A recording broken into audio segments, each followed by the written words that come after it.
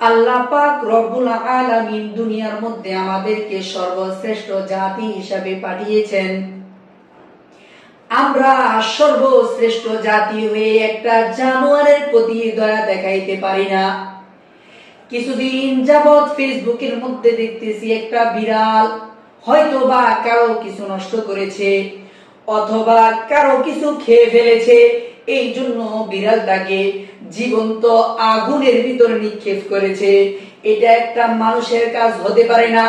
কোন মানুষের ভিতরে যদি মনুষ্যত্ব থাকে সে জীবনে এসব কাজ করতে পারে না। আল্লাহর হাবিব মুহাম্মদুর রাসূলুল্লাহ সাল্লাল্লাহু আলাইহি ওয়াসাল্লাম বলেন, ইরহামু মান ফিল আরদি ইয়ারহামুকুম মান ফিস সামা। তোমরা জমিনের মধ্যে যা কিছু আছে সব কিছুর উপর রহম করো, দয়া করো, সহন